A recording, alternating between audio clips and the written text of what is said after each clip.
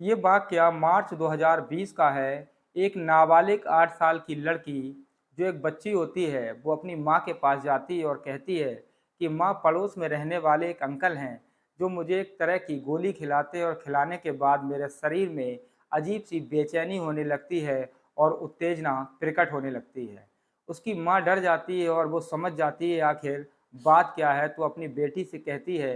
कि जो पड़ोसी अंकल हैं वो काफ़ी खतरनाक किस्म के व्यक्ति हैं, उनके बारे में किसी को कुछ मत बताना, वरना या तो वो तुम्हारी हत्या कर देंगे या हमारे मतलब हम पति-पत्नी की भी वो हत्या करा सकते हैं। इस बात से वो महिला डर जाती है और चुप हो जाती है। लेकिन जो सिलसिला होता है वो लगातार उस अंकल का उस बच्ची के तरफ चलता रहता है और वो लगातार उसे गोलियां खिलाकर उसके साथ अजीब-अजीब तरीके की गंदी हरकत करने लगता है। सो नमस्कार दोस्तों, आज की जो क्राइम की सच्ची घटना लेकर मैं आपके सामने आया हूँ। जब इस घटना को आप दर-पदर देखेंगे और सुनेंगे तो आप भी हैरान हो जाएँगे, आपके पैरों के नीचे से ज़मीन खिसक जाएगी। दरअसल महाराष्ट्र की ये घटना और महाराष्ट्र के हाई कोर्ट यानी कि मुंबई में एक मुकदमे की पैरवी चल रही होती है और उस हाई कोर्ट के न्यायमूर्ति यानी कि जज होते हैं पृथ्वीराज चौहान जी। एक केस की सुनवाई कर रहे होते हैं तो उसी दौरान एक व्यक्ति होता है और वो बार-बार जज साहब से अपील करता है कि सर, मुझे काफ़ी समय जेल में हो गया है और मुझे बाहर जाना है।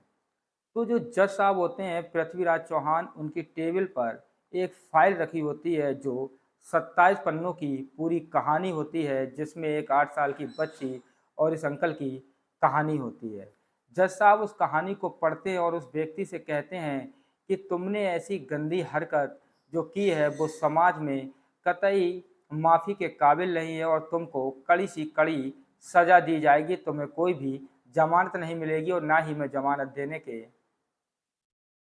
लिए तुम्हें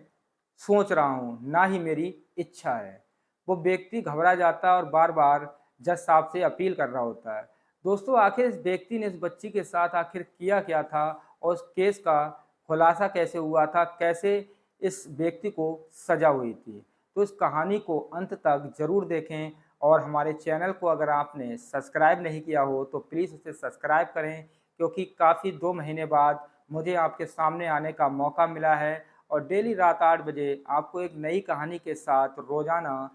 मैं इसी चैनल यानी कि रविश क्राइम सफ़र पे मिलता रहूँगा और देश की सच्ची घटना लेकर आपके सामने आता रहूँगा। तो दोस्तों, चलते हैं कहानी की ओर। तो जो बच्ची होती है उसकी एक माँ होती है और उसके पिता होते हैं। तो ये घटना 2012 से शुरू होती है। तो उस समय उस लड़की की जो उम्र होती है वो 8 वर्ष होती है और वो कक्षा 4 की छात्रा होती है। दरअसल उसके जो पिता होते हैं वो दुबई में काम कर रहे होते हैं और उसकी जो माँ होती है वो घर पर जब नहीं रहा करती थी, तो जो उसकी 8 साल की बच्ची होती है जो कक्षा 4 में पढ़ रही थी, वो पड़ोस के अंकल के घर चली जाया करती थी। जब वो पड़ोस के अंकल के घर जाया करती तो जो अंकल था, उसकी जो नीयत थी, उसकी नीयत में खोट था और उस लड़की को वो गलत नज़र से देखा करता था और उसे सेक्स वर्धक गोलियाँ खिलाया करता था, जिससे उस लड़की के शरीर में उत्तेजना प्रकट होती थी और उसका जो शरीर होता है वो विकसित होने लगता है। ये सिलसिला लगातार कई महीनों और कई सालों तक चलता रहता है। तो जो अंकल होता है उस लड़की के साथ कभी किसी जगह छूता था तो गंदी-गंदी उसके साथ हरकतें करता था, जितने भी गंदे काम थे उसके साथ करने लगता था। ऐसे ही काफ़ी समय बीत जाता है और बीतने के बाद जो लड़की होती है वो 12 साल की हो जाती है और जो अंकल होता है वो लगातार उसके साथ वो गोलियाँ खिलाकर उसे सेक्स वर्धक गोलियाँ खिलाकर उसके साथ सेक्स करने की कोशिश किया करता था और करता भी था।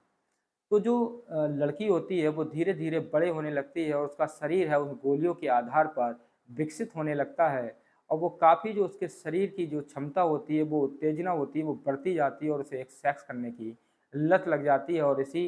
अ, लत की वजह से वो बार-बार उस अंकल के पास जाया करती थी। जब भी उसे मौका मिलता था, तो वो उसके पास जाकर सेक्स किया करती थी। जब ये कहानी हाई कोर्ट में आई और सन 2024 यानी कि 29 अप्रैल 2024 को इस केस की जब सुनवाई चल रही थी, तो जो 27 पन्नों की जो इस लड़की ने कहानी लिखकर अपने घर से फरार हो गई थी। तो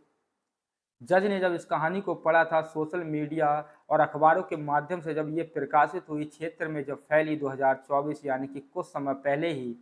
तो क्षेत्र में एक भूचाल सा मच गया और लोग हैरान हो गए कि आखिर एक 8 साल की बच्ची के साथ